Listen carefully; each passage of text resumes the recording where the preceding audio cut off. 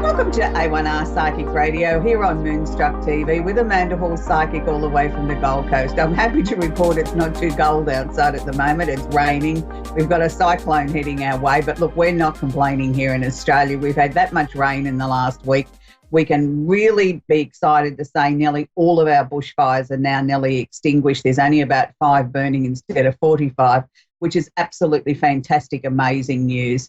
And I don't know that there's too many people complaining about their free swimming pools here at the moment. I mean, yes, the country's gone from drought, fire, now to flood, but, you know, it's part of living in this amazing country of ours in Australia. So, and I know there's many other parts of the world that are experiencing weather events at the moment too, and a lot of people have got free swimming pools they didn't pay for. But look, you know, that's all part of nature's wonderful gifts that she shares with us, that we have these weather extremes and we learn to adjust and live with them. So this week it's a really special show because we're heading into one of my favourite times of the year besides Christmas, and that's the week of Valentine's Day. It's when everything that makes your heart sing, things make you sort of smile, and you sort of tend to sort of stop and smell the roses a little bit, or start to reflect a little bit on your life about all the wonderful things that you have in your life. And I know for some people it's a very difficult time because they don't have a special someone in their life, or they've lost someone special in the last few years.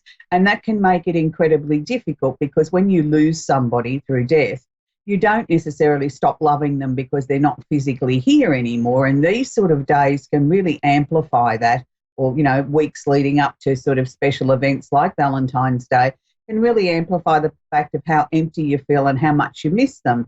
And my advice in that sort of situation is to embrace the love that the two of you shared when you're here on Earth, because that doesn't die just because the physical body has left the Earth plane.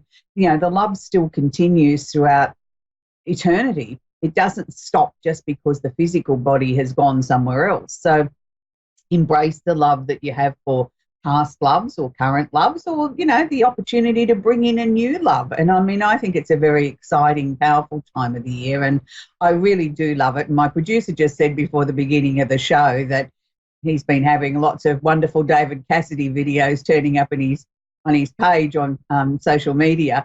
And for those people that know me very well, you'll know that I've always found David Cassidy an amazing entertainer, a perfect singer, and just somebody that is great inspiration. I mean, I love all different types of music, but I suppose there's a couple of people that are really my favourites, and he would be one of them. And it's the epitome of, you know, finding something positive, something to be happy about. And I think we all need to be able to do that. So it's a time when we do need to find something positive that's happening in our lives. So anyway, we're moving on to the Secrets of Tarot card of the week. And this week it's the 10 of Cups. And I think it's a very apt card because there's happiness, good things, party or celebration. Now, isn't that what Valentine's Day or Valentine's Day week is all about? Is about finding happiness in your life, finding good things, having a bit of a party or a celebration or a get-together with people that make you smile. I think it's a very positive sort of card to sort of symbolise what this week is about. It's about finding something to smile about.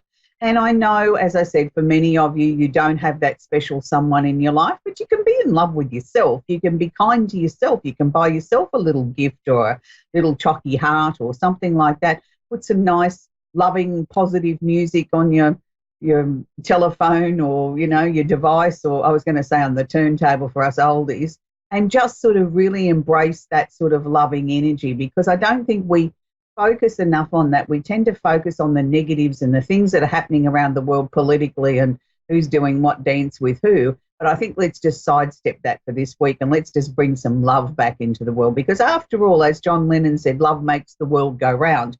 And I totally agree with John Lennon on that department and many other departments. I think he was one of the greatest songwriters we ever had too. So there's lots of amazing inspirational people that you can listen to music-wise that will lift your heart up and lift your spirits and your soul up.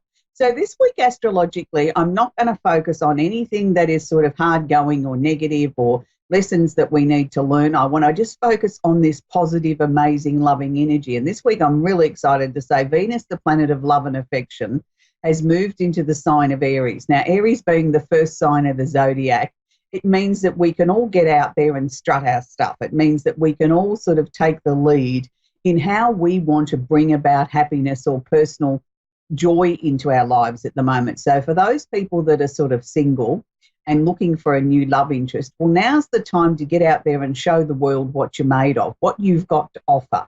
And maybe, just maybe, it's sort of saying to you, if there's someone special that you've had your eye on, maybe now might be the perfect time to reach out to them and, you know, invite them out for a cup of coffee or a drink, or show them in some sort of way that, you know, you've got twinkly eyes for them. So it's not a bad thing to do. When we have a planet like Venus moving back into Aries, into the first sign, it's asking us to take the initiative. It's asking us to be the leader, to sort of step out of our comfort zones and sort of, you know, step up to the plate a little bit and sort of show some initiative or some drive, or put some fire, some sparkle in your eyes and sort of go for it. The moon, I'm pleased to say, will be on Valentine's Day, will be in Libra, which is the opposite sign to Aries. So it's very calm, very beautiful.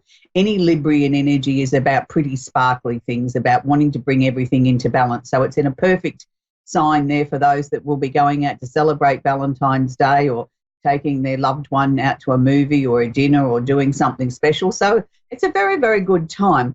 So I'd like to also just sort of quickly talk about just the 12 star signs and who you would be compatible with if you were looking for a new love. So obviously we're going to start with Aries being the first sign of the zodiac. So Aries is a fire sign. So that means that, you know, you're upfront, you're outspoken, you're fiery, you're outspoken. You can probably have a little bit of a temper from time to time, but you usually try to get things done. So the most compatible signs for Aries obviously are other fire signs, which is Aries itself, Leo, or Sagittarius. So they're the other two fire signs. So when you look at Aries, you also look at the sign that's exactly 6 signs opposite, which is Libra, and that would be your 4th choice. So if we quickly look at Taurus, Taurus is an earth sign, so it's practical, logical, wanting to keep their feet on the ground, and very much quite a selfish, self-centered sign, and can be quite possessive, and can be possessive in love too. But what you've got to understand, when they really love somebody or love something, that almost becomes like their possession, including a person, they don't really want to share it with anyone. It's theirs, and they want to love it and adore it and stroke it and keep it comfortable, and including love. You know, they just want to keep their loved one close to them. So obviously Taurus is very compatible with its own sign of Taurus. The other two earth signs is Virgo and Capricorn. So when we're looking at Taurus, the opposite sign to Taurus is Scorpio. So that's their 4th choice. We move on to Gemini. Now, Gemini is an air sign. So when we think of an air sign, we think of change, we think of great ideas, we think of flexibility, of being able to maybe move very quickly, make quick decisions based on, bang, this feels right, let's do it, without not necessarily feeling things, but just knowing in the mind that this is the right thing to do. And I like Gemini people because they're usually fun and got plenty of great ideas. So Geminis are obviously attracted to other Geminis, but they're also attracted to Librans and to Aquarius, the other fire signs. Now, the opposite side to Gemini is Sagittarius. So we move on to the next sign, which is Cancer. Cancer is a water sign. Now, this is where we start to sort of get into the really deep emotional feelings, sort of feeling our way through things. Cancerians can sometimes be a little bit shy, but don't underestimate that. They are very, very strong and are be quite determined and quite ruthless when they want to be. And then on the other side of it, they can be very gentle and loving and like marshmallows. So obviously Cancer is attracted to other Cancers. They are also attracted to Scorpio and Pisces, and their opposite sign is Capricorn. So Leo is the second one of our fire signs, so obviously attracted to other fire signs, Leo, Sagittarius and Aries.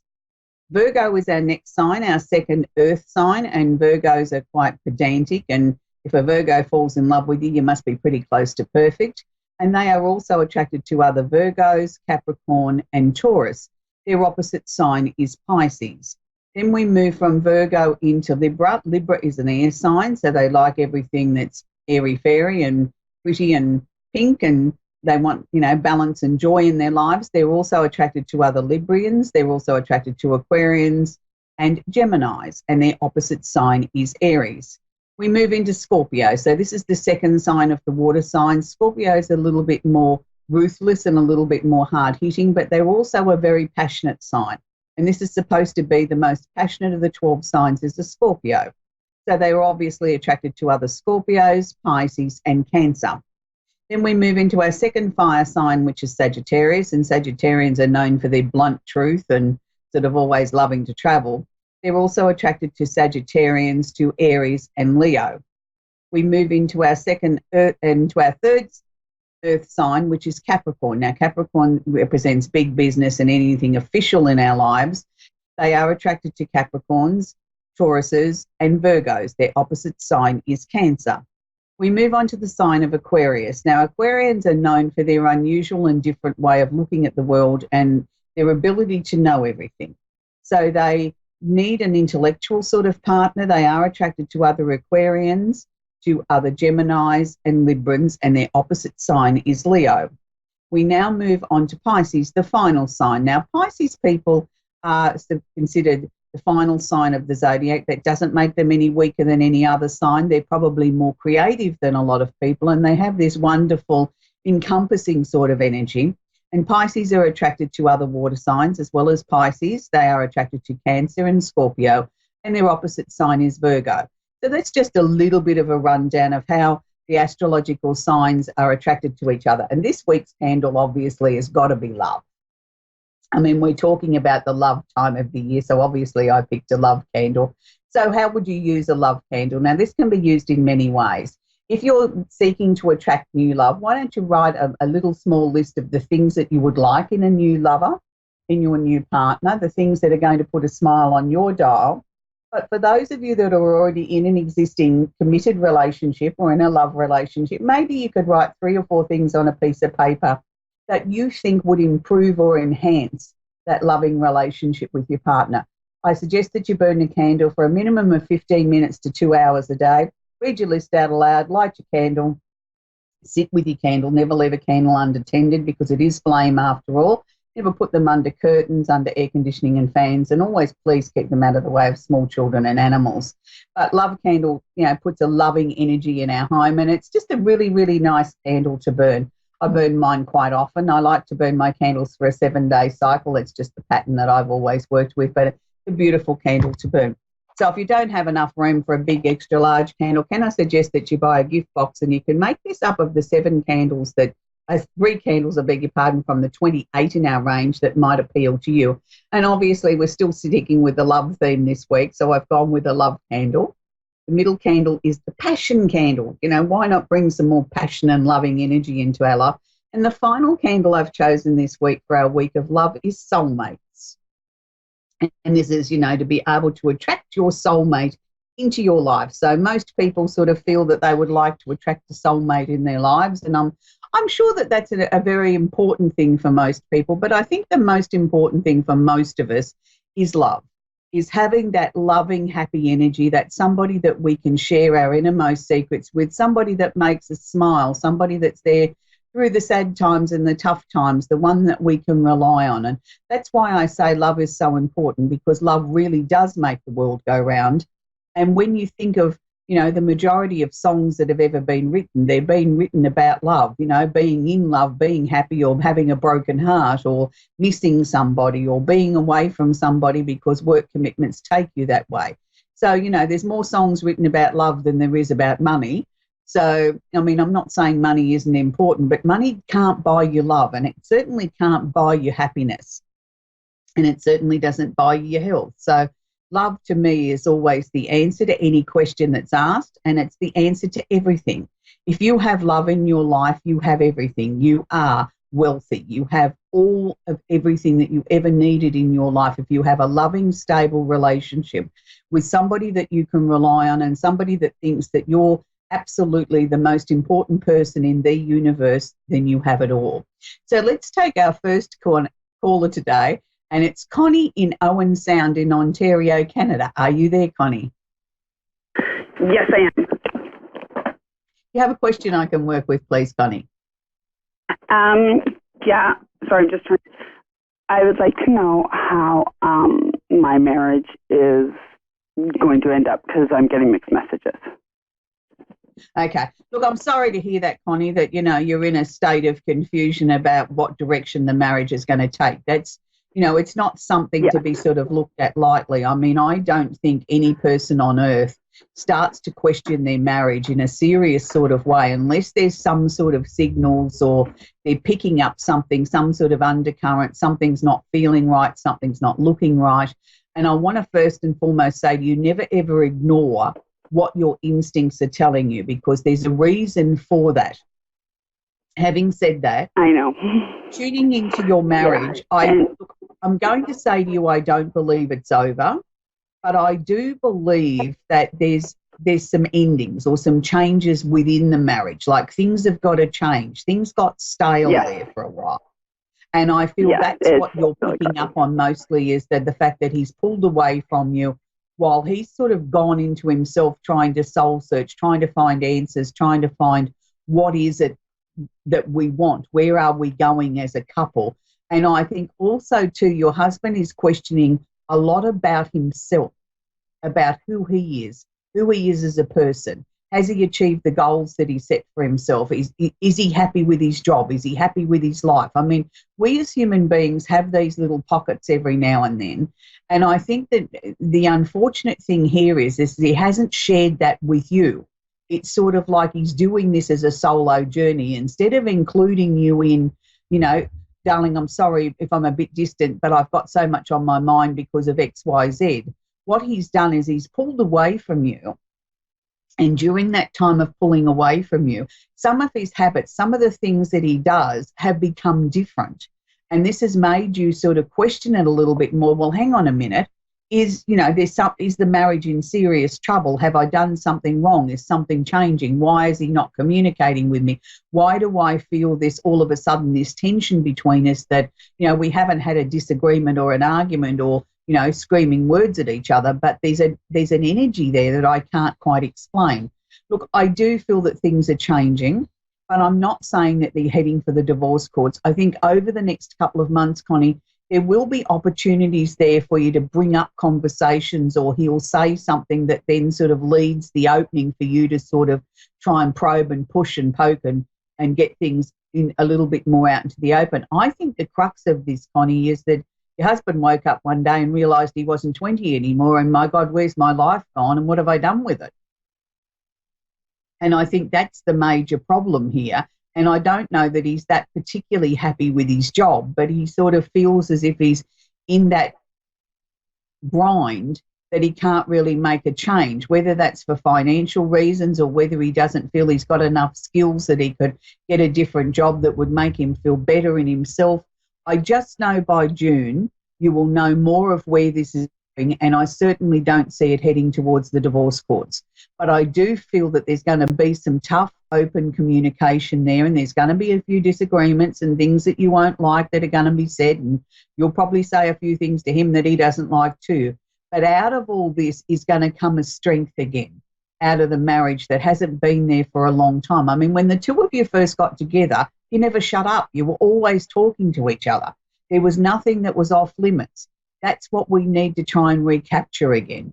He's a difficult man at times to live with, though, because he sort of can be quite self-absorbed and quite selfish. And, you know, and I think over the years, I think you've allowed that to be, you know, but where now I think we've got to sort of, you know, say, no, enough is enough. You've got to start talking to me. But I hope that's helped you, Connie, because I really don't believe this marriage is over.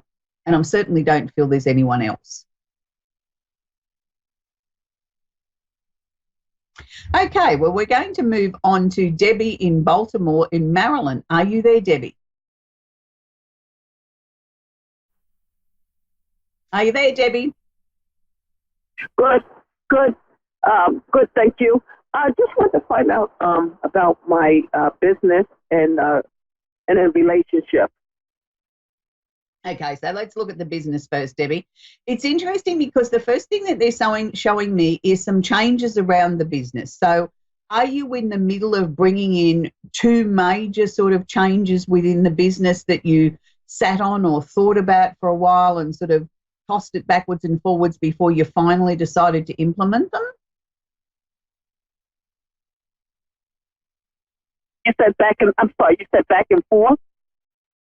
Yeah, there was two major things that I feel that you you went backwards and forwards with for quite some time before you actually implemented them in the business. It was sort of like, should I or shouldn't I? But I just sort of feel we need to keep following through with that, because I feel that these two major things are really going to reignite the business. It's like I'm putting, an injection of oxygen in there and things are, firing up again, which is good, because I don't feel that the business is going backwards, but I just sort of feel it went through a bit of a quiet patch, like it went through a little bit of a slump, and we're going to sort of ignite it again, which is good. Okay.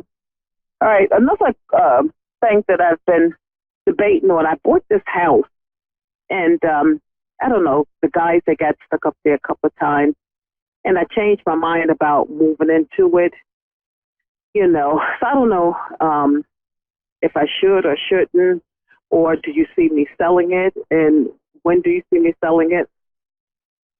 Okay.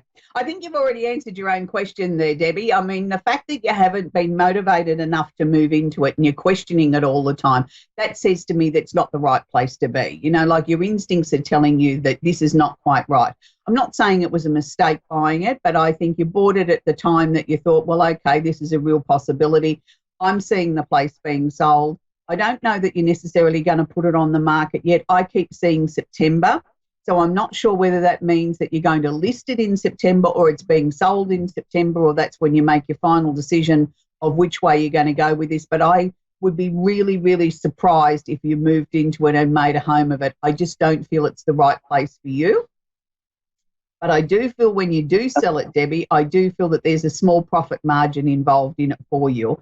And I just sort of feel the next couple of months are going to unfold in ways that are going to show you the directions that you need to be taking for, the next couple of years of your life. So really listen to your own instincts. When something is really annoying you and it's sort of you can't get it out of your mind, that's the direction you need to go. Don't just go with something that came into your mind and then went out again. That's just sort of like chitter-chatter. You need something that's really driving you nuts, is then the right direction to take. I know at the beginning of the call you mentioned something about your relationship. Has there been sort of this on again, off again energy around this relationship? Because to me it's like I want to get him and stand him still. Well, let me just say this to you. I have, I'm not in a relationship, but there's someone that I've been interested in for like 10 years, so I don't know if you see it going any place, or what do you see happening with us? I just sort of feel I want to get this person and make them stand still so I can get some answers and get some direction out of where we go. Are we either going to go forward with this and make it a full-blown relationship, or are we going to shut the door out and say, okay, this is not meant to be? I don't know, in my personal opinion, that this man is strong enough for you. I actually feel there's someone new coming in, Debbie, that will sort of sweep you off your feet, a bit like a teenager, and you sort of think, wow, I didn't think I still had this sort of intensity left in me to be sort of, like a jelly-kneed 16-year-old, falling in love for the first time. But, I feel there is somebody new coming in who will make you feel like that. But more importantly, they're strong, they're decisive, they know exactly what they want. There's a great connection, there's good, solid communication. The two of you, know exactly within a very short space of time, this is something pretty magical, this is something pretty special, and we're going to sort of, go for it. So I sort of feel within 6 months of this new relationship, the two of you are talking futures and homes and, what we're going to do and all that sort of stuff. The one, I suppose, if you want to look at it as downside, is this man doesn't come from the area that you're in. I don't want you to sort of see that as being a negative, because I can assure you he is not committed to where he is living. Wherever he's living, whichever state or whatever, he's flexible enough to pack up and move to be where you are. So don't look at, a distant relationship as being a struggle or something to be concerned about, because this man is flexible enough to sort of pack up and move. So, and he's happy to do so. I wouldn't be at all surprised to see when the two of you really cement this together as a serious committed relationship, that the two of you sort of look at going into a business venture together. It may not be in the business that you're currently in. It may be looking at something new, but it'll be something that the two of you will work on together And I feel very, very excited about it. I mean, I think your future looks very, very bright. It's just been, everything had to sort of slow down almost to a standstill so that you could start to look at your options and start to see what it was that was important to you. And that's what's been happening. So I think from the end of this month, everything starts to ramp up again and we start to see everything very clearly at the directions you need to be taking, Debbie. So I hope that's helped you, sweetie. Okay. All right. Well, thank you so much for your time. I appreciate it.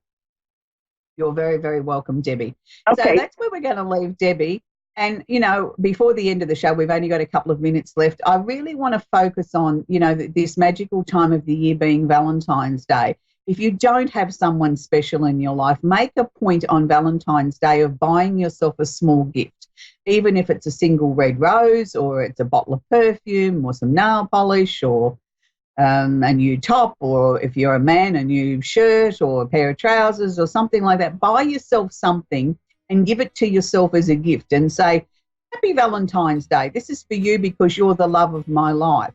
And that will sort of make you feel a little bit more special, but it also sort of creates a nice, loving energy around you, which sort of flows on to the rest of our lives for the next few months. So it's something I think that's very important, that we need to be sort of in love with ourselves, because if we don't like who we are, how can we expect anybody else to like who we are and love us and find us attractive and interesting? So it's always very important to be able to get up and look in the mirror of a morning and say, aren't you gorgeous? Don't look at your wrinkles and your pimples and your whatevers. Look at your soul and say, I am a loving, beautiful person and I do deserve to be loved and to have love in my life and to have everything. So on that happy note, I'll leave you with David Cassidy, best hit I think of them all, I Think I Love You. Bye for now.